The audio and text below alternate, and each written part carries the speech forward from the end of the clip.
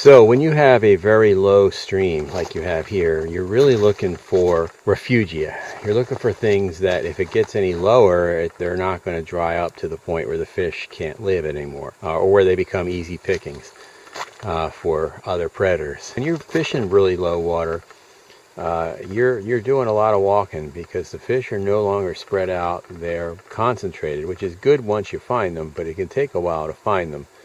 When you do find them, fish until you don't get bit anymore, and go slow and careful and methodical. So after a half hour, 40 minutes, something like that, it's become very obvious that this stream is in a lot more dire straits with the flow than the first one I was at. I suspect that these fish picked up and moved, probably big time, downstream somewhere.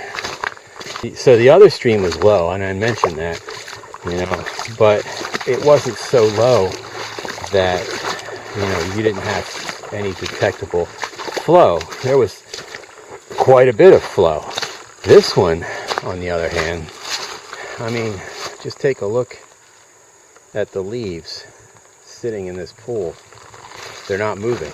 So flow has effectively ceased on this river.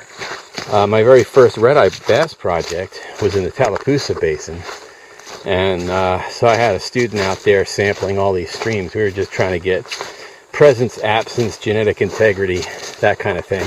About this time of year, I had a colleague at West Georgia College who was going to try to do some temperature preference work on these fish, and so I was like, oh, well, we'll get you some. First thing I did was ask Nathan, the student, where's the closest place to Carrollton, Georgia, where the university is located, where that you slayed the Tallapoosa bass? And so he found one place for sure where he just got like 40 fish in just an hour or two of work. And so we rolled up to that stream, and it looked a lot like this. It was low and clear, way, way lower than it was in the spring.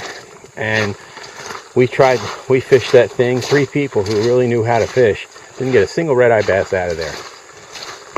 And it was pretty obvious they were gone. So there's definitely situations where fish will just pick up and get out while the getting is good. And obviously the first creek hasn't reached that point yet because it was low, but it was still had good flow. But this creek here is basically a series of pools barely connected with a little trickle of water. And I suspect fish like the warrior bass are not a big fan of that.